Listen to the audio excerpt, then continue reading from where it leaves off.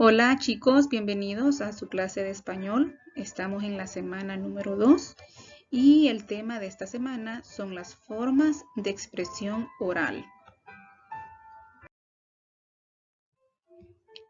Otras formas de comunicación oral. Las formas de expresión oral son actos comunicativos por medio de los cuales las personas comunican sus ideas, conocimientos y puntos de vista sobre algún tema relacionado con su vida personal, familiar o laboral. Entre las más comunes están la charla, el foro, el debate, el panel, la asamblea, la mesa redonda, el simposio y la conferencia, entre otros. Vamos a conocer detalladamente cada una de ellas a continuación, sin olvidar que todas estas formas utilizan un moderador que dirige las exposiciones. Formas de comunicación. La charla. Se caracteriza porque es más informal que otras técnicas. La puede realizar un docente o una persona con dominio del tema. En este tipo de forma de comunicación, las personas pueden acudir de manera informal en su vestimenta, igualmente puede ser en un lugar abierto, todo dependerá de la ocasión y la circunstancia. El foro es una reunión en la cual un grupo de expertos discute un tema. Se caracteriza porque se utiliza para resolver problemas. Generalmente, el foro es utilizado en cuestiones gubernamentales, cuando dan a conocer algunos problemas de una comunidad o, en todo caso, a nivel central en el Congreso Nacional de la República. El panel es una reunión deliberativa en la que se selecciona un grupo de personas para tratar en público un asunto. La asamblea se utiliza para discutir algún asunto y establecer acuerdos mediante el voto de los asistentes.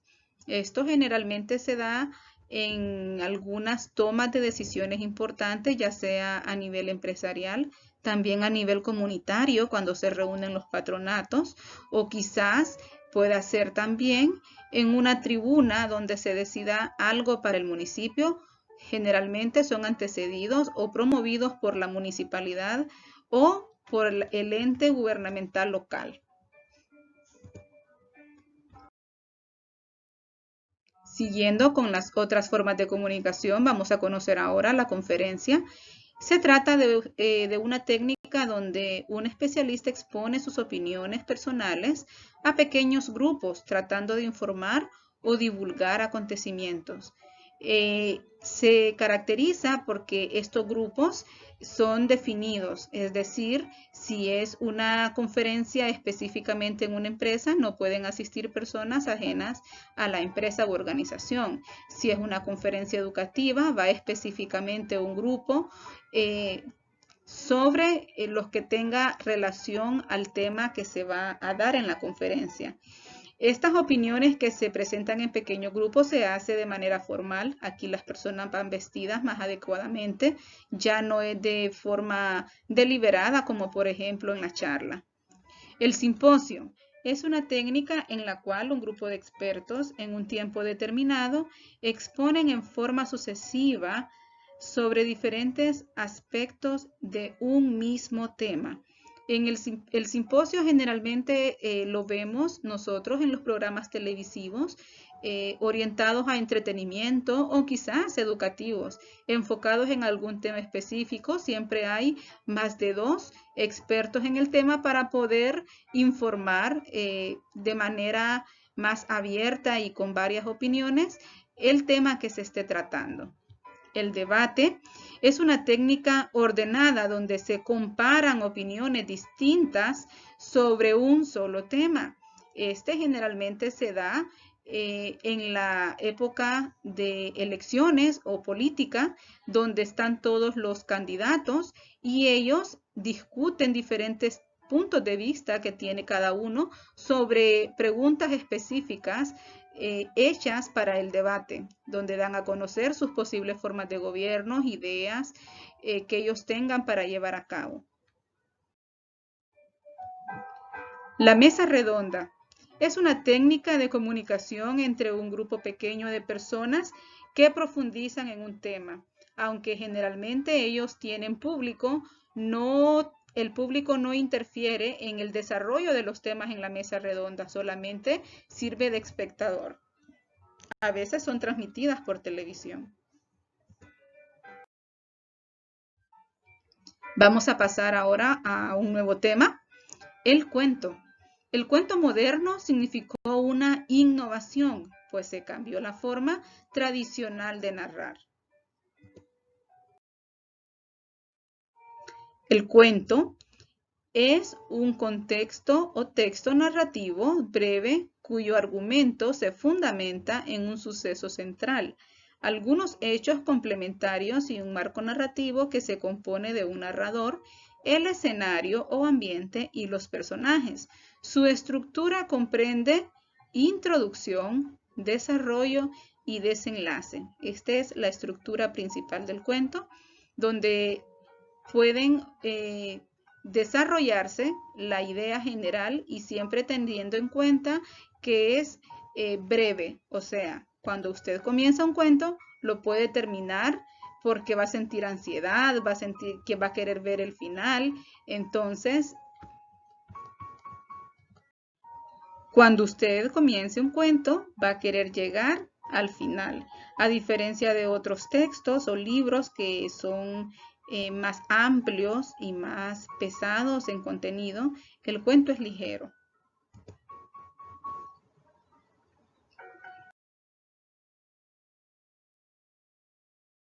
Estructura del cuento. En su mayoría presentan esta estructura que mencionamos hace un momento. La introducción, que corresponde al inicio de la obra, el nudo, que es la parte central de la obra donde se desarrolla el conflicto, y el desenlace corresponde a la parte final donde se resuelve el conflicto. Generalmente el nudo determina cómo va a ser el desenlace y debemos tener en cuenta que el desenlace puede ser abierto o cerrado. Abierto puede dar a entender de que el cuento tiene continuación, una segunda parte, o cerrado que allí nomás termina. Es decir, el final, el típico final de Vivieron Felices para Siempre. Subdivisiones de los relatos fantásticos. Dentro de la ficción no realista se pueden separar los relatos entre grupos. Está lo maravilloso. En estos cuentos se presentan elementos sobrenaturales como magos con poderes o monstruos. Lo fantástico, relatos donde el acontecimiento extraño irrumpe la vida cotidiana del personaje. Lo extraño, se resuelve el dilema racional o irracional, pues se explica que lo que ha sucedido fue un sueño, la alucinación de un personaje o quizás un pensamiento, pero todo esto se denota al final de la lectura.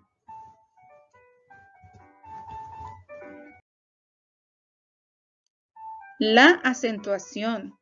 El acento es la mayor intensidad con que se pronuncia una sílaba en una palabra. Todas las palabras tienen acento, el cual puede ser ortográfico o prosódico.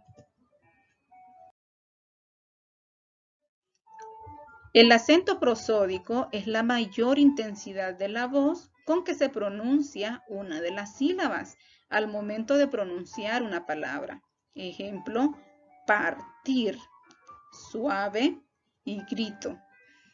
El acento ortográfico es la representación gráfica del acento prosódico o fonético por medio de un signo ortográfico llamado tilde.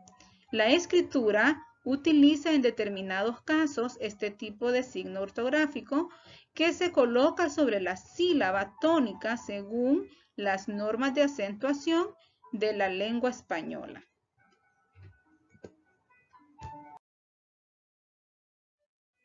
Ahora veremos que por su acento o tilde, la clasificación de las palabras.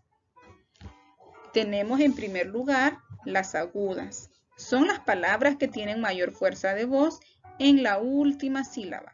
Se tildan cuando terminan en N, S o vocal. Por ejemplo, campeón y café.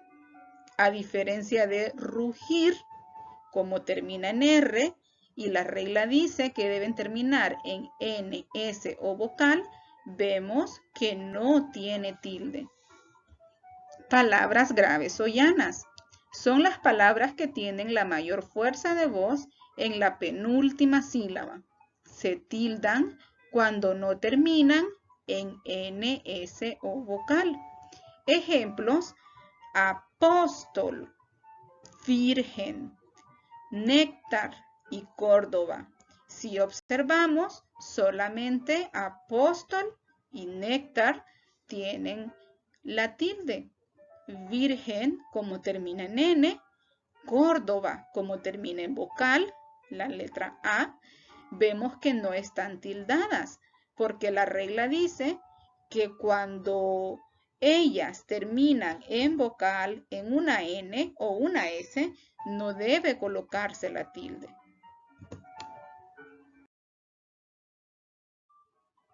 Palabras esdrújulas. Son las palabras que tienen mayor fuerza de voz en la antepenúltima sílaba. Se tildan siempre. Estas son fáciles porque no hay ninguna regla que las prive de su tilde.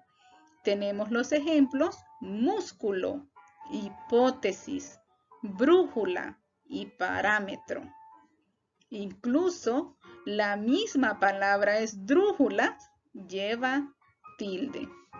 Sobreesdrújulas son las palabras que tienen la mayor fuerza de voz en la transantepenúltima sílaba. La regla establece que se tildan todas. Ejemplo: explíqueselos, tráigaselos y entrégueselo.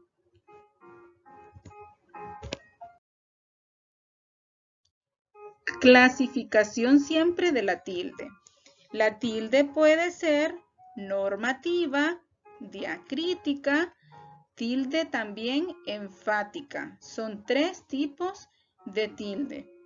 La normativa es la que se utiliza según las normas de acentuación del español. A partir de su acento, las palabras pueden clasificarse en agudas, graves, esdrújulas y sobreesdrújulas, lo que vimos hace un momento. Ustedes recuerdan que todas ellas tenían sus respectivas reglas para la colocación de tilde o su acentuación. Habían reglas para unas que eran diferentes hacia otras, habían excepciones. Todas esas reglas son normas y entonces toda palabra que está bajo la norma de la clasificación tienen tilde normativa. Tilde diacrítica es la que se utiliza para diferenciar 2 palabras que se escriben igual, pero tienen diferente significado, y es esta pequeña tilde tan importante que es la que hace la diferencia entre el significado que le queramos dar a esa palabra. Tilde enfática se utiliza por lo general para denotar interrogación o exclamación. Esto es muy importante porque al no tener tilde, la exclamación o la interrogación pierde su fuerza de voz. Por ejemplo, ¡qué bonito! ¿Dónde estás? ¿Por qué? Cada vez que usted escriba una pregunta o cada vez que usted exclame una frase, nunca olvide la tilde enfática. Vamos a ver unos ejemplos de tilde diacrítica. Más con tilde, ¿qué significa? Pues ese adverbio de cantidad. En cambio, más sin tilde es una conjunción adversativa a igual o a pero. Por ejemplo, puedo ir, mas no quiero. Tú, con tilde, significa el pronombre personal. Por ejemplo, necesito que estudies tú. Tú sin tilde es un adjetivo posesivo. Por ejemplo, dame tu bicicleta. Él con tilde significa un pronombre personal. Por ejemplo, la interrogante, ¿confías en él? Cuando escribimos él sin tilde, nos referimos al artículo. El juego está bueno. El niño come papas, etc. Mi con tilde significa un pronombre personal. Por ejemplo, todo el pan es para mí. Pero si yo escribo mi sin tilde, significa un adjetivo posesivo. Por ejemplo, trae mi abrigo. Sí con tilde es un adverbio de afirmación. Por ejemplo, ella sí me quiere. Ahora, si nosotros decimos sí sin la tilde, es una conjunción. Por ejemplo, hoy sí hago mi tarea. Te con tilde significa un sustantivo común. Por ejemplo, me gusta una taza de té o quiero una taza de té. Pero te, sin la tilde, es un pronombre personal. Así, ¿verdad?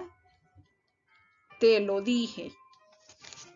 De con tilde es una forma del verbo dar. Por ejemplo, ¿quiere que le dé la cuenta?